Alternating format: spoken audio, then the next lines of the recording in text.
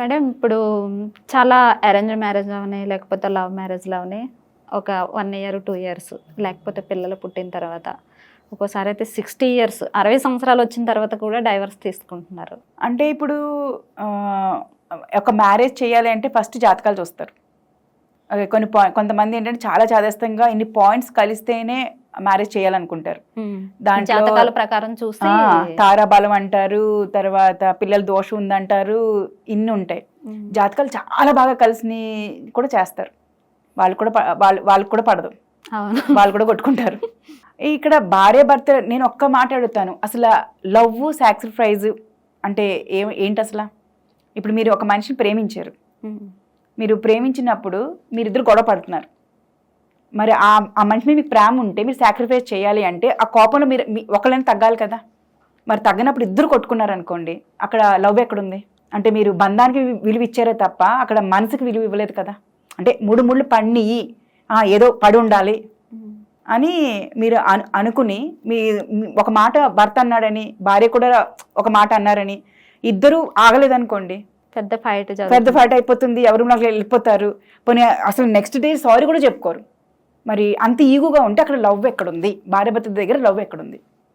అంటే మీరు ఎక్కడ సాక్రిఫైస్ ఎక్కడ అవ్వట్లేదు అనుకోండి, అసలు దానికి వాల్యూ ఏముంది, విలువ ఏముంది? అరేంజ్డ్ మ్యారేజ్ కరెక్టా లేకపోతే లవ్ మ్యారేజ్ కరెక్టా? అరేంజ్ లవ్ అనేది మ్యారేజ్లో రెండు ఏదైనా ఒకటేనండి. మీరు అండర్స్టాండింగ్ లేకపోతే ఏ మ్యారేజ్ అయినా వేస్టే. లవ్ మ్యారేజ్ మీరు చేసుకున్నా మీ లవ్కి మీరు వాల్యూ ఇచ్చి ప్రతి దాంట్లో మీరు అడ్జస్ట్ అవ్వగలిగితేనే ఆ మ్యారేజ్ విలువ ఉంటుంది. అరేంజ్ మ్యారేజ్ కూడా అంతే. ఇద్దరు డైవర్స్ అరేంజ్ మ్యారేజ్ లో ఎక్కువ తీసుకుంటారా, లవ్ మ్యారేజ్ లో ఎక్కువ? రెండు సమానంగానే ఉన్నాయి. లవ్ చేసుకున్న వాళ్ళు కూడా కొట్టుకుంటున్నారే కానీ కాంప్రమైజ్ అవ్వట్లేదు కదా. ఫస్ట్ ఆఫ్ ఆల్ ఈగో అండి. మీరు ఫస్ట్ ఈగో వదిలితేనే మనిషి ఏదైనా నిలబడగలుగుతాడు ఏ సమస్య కన్నా.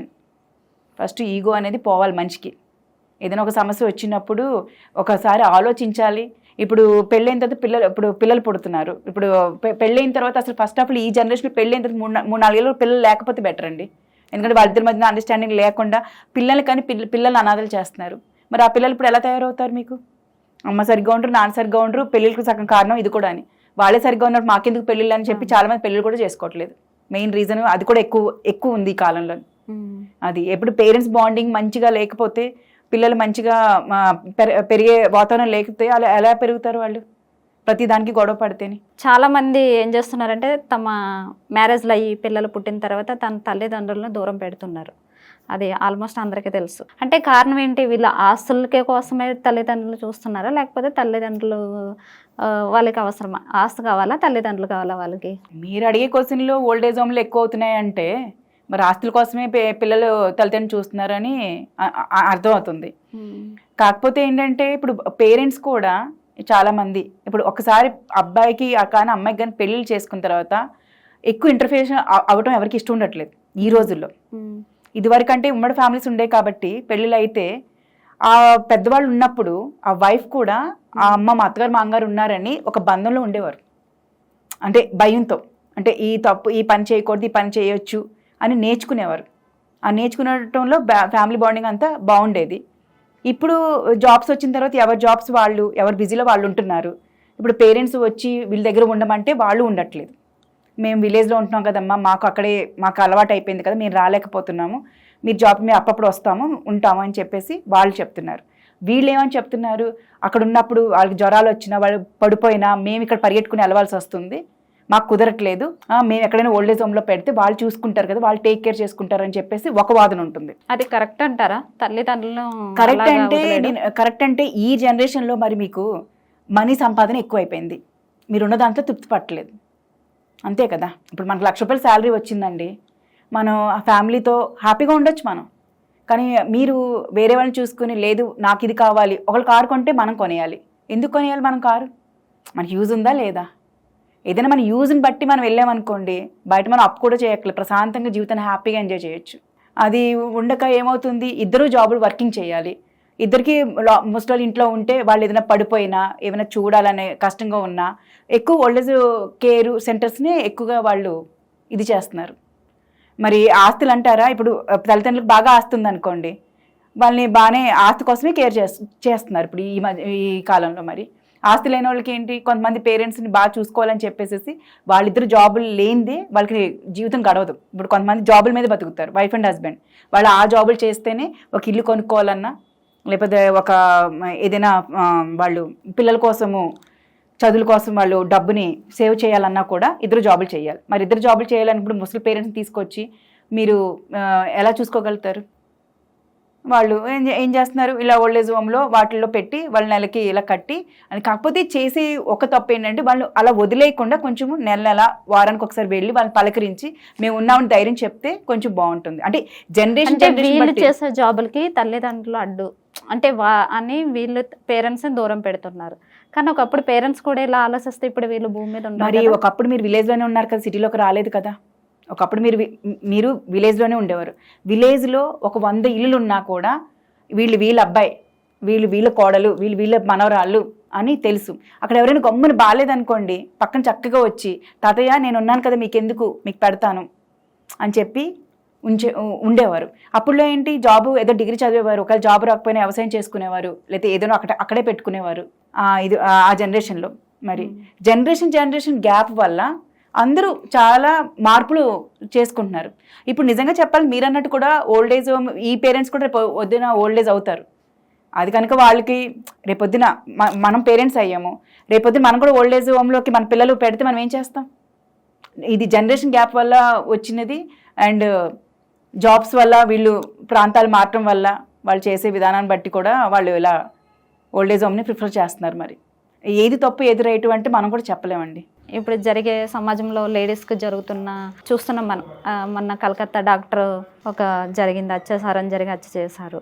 అట్లనే రీసెంట్గా మన ఎల్బీ నగర్లో చిన్న పాప. ఇట్లా ఎక్కడ పడితే అక్కడ లేడీస్ మీద చాలా దారుణంగా అత్యాచారం చేసి చంపేస్తున్నారు. ఈ లోపం ఎక్కడ అంటే వాళ్ళకి అవగాహన లేక, లేకపోతే ప్రభుత్వం మంచి చట్టాలు లేక వీళ్ళు ఇలా చేస్తున్నారా? ఇప్పుడు లేడీస్ మీద ఎన్ని చట్టాలు తీసుకొచ్చినా ఇవైతే ఆగట్లేదు. కానీ ఏది సరైన చట్టం ఉంది? ఇప్పుడు ఏదైనా ఒక అత్యాచారం జరిగింది అనుకోండి, సరే ఊరేస్తున్నారు అని చెప్పేసి దాన్ని వేయటానికి కూడా ఎంతోమంది గొడవలు చేసి, ఎంతోమంది సంతకాలు అడిగి, అంటే ఒక అమ్మాయికి ఇంత అన్యాయం జరిగింది, ఇప్పుడు ఆ అమ్మాయి మంచిదో చెడ్డదో దాని మీద చాలా రూమర్స్ వస్తాయి. ఈ అమ్మాయి అలాంటిది, ఈ అమ్మాయి దీనివల్ల జరిగింది, దానివల్ల జరిగింది అని మీరు అంటారు. సరే, ఏ అమ్మాయి అయినా కానివ్వండి, రూమర్స్ రానివ్వండి, మంచి అమ్మాయి చెడ్డ అమ్మాయి ఏదైనా కానివ్వండి, కానీ ఆ అమ్మాయికి అంత దారుణంగా జరిగినప్పుడు అందరూ స్పందించాలా లేదా? ఇప్పుడు మన డాక్టర్ చదివింది, ఓన్లీ డాక్టర్స్ ఎందుకు స్పందించాలండి? అమ్మాయి అంటే అమ్మాయే కదా, ప్రతి ఒక్కరు స్పందించాలి. అంత దారుణంగా చేసినప్పుడు ప్రతి ఒక్కళ్ళు ఆ అమ్మాయి గురించి స్పందించాలి. ఓన్లీ డాక్టర్స్ చేయడం కాదు కదండి. ఇప్పుడు ఎవరో దొరికారు, తను ఊరేసేస్తే వేసేయను అన్నారు. అసలు మనం ఊరెందుకు వేయాలండి? అసలు ఒక మనిషి ఇంత దారుణం చేసినప్పుడు హ్యాండిక్యాప్డ్ ఎందుకు చేయకూడదు? ఇప్పుడు ఇన్ని చట్టాలు తీసుకొచ్చారు, అభయ చట్టం తీసుకొచ్చారు, ఇంకా చాలా చట్టాలన్నీ పనిచేస్తున్నాయి అంటారా? ఎక్కడ పనిచేస్తున్నాయి? ధైర్యం ఉన్నవాడికి, డబ్బు ఉన్నవాడికి, ఆస్తి ఉన్నవాడు బయటకు వస్తున్నాడు. ఏమీ లేని వాళ్ళు తీసుకొచ్చి అమాయకులు అక్కడ పెడుతున్నారు. ఏదైనా చేయాలంటే ఊరేస్తున్నారు. ఊరేసినంత మాత్రాన అతను పోతున్నాడు, కానీ పోయిన అమ్మాయి తల్లిదండ్రులు ఎంత బాధ అండి. ఒకే అమ్మాయి ఉన్న వాళ్ళు పడే నరకం ఎవరు అనుభవిస్తారు? మరి ఇలాంటి తప్పు చేసినట్టు జీవితాంతం వాడికి తప్పు తెలియాలంటే హ్యాండిక్యాప్డ్ చేయాలి. ఫస్ట్ ఆ తప్పు చేయకుండానే ఆలోచన రాకుండా చేయాలి కదా, ప్రభుత్వాలు చేస్తున్నాయి అట్లా. నేను అదే అంటున్నాను, అలాంటి మీరు కౌన్సిలింగ్ ఇవ్వాలి కదా. ఇప్పుడు ఇంత లక్షల జనాల్లో ఎవరు ఎలాంటి వాళ్ళు ఆ తప్పు చేస్తారో చేయరా అని ఎలా చెప్పగలుగుతారు? కొన్ని వార్తలు వింటుంటే తండ్రే చేశారు అనే వార్తలు వింటుంటే దానికి మనం ఏ సమాజాన్ని మనం ఏమంటాము? అన్ని చోట్ల జరుగుతాయి, జరగవని అనం కదండి. మనం పెంచే పిల్లల పద్ధతిని బట్టి ఉంటుంది. ఇప్పుడు ఒక అమ్మాయి ఉంది, మీరు ఏ డ్రెస్ అయినా వేసుకోండి, ప్యాంట్ వేసుకోండి, షర్ట్ వేసుకోండి, గౌన్ వేసుకోండి, ఏదైనా వేసుకోండి. ఇంతవరకు షార్ట్ ఎందుకండి అమ్మాయికి?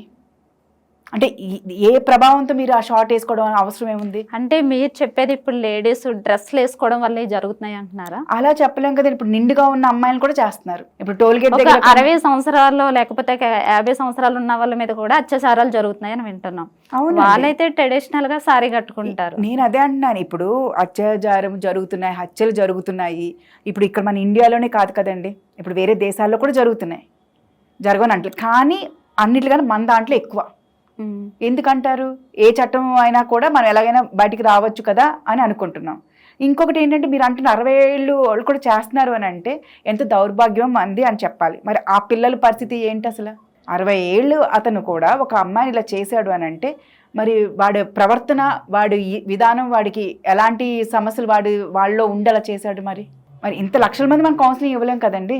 ఒక మనిషి తత్వం బాగాలేదు అని అంటే ఇప్పుడు తాగినోడు ఉంటాడు, ఫుల్గా తాగేసి వస్తాడు, చిన్నపిల్ల అయినా చూడకుండా చేసేస్తాడు.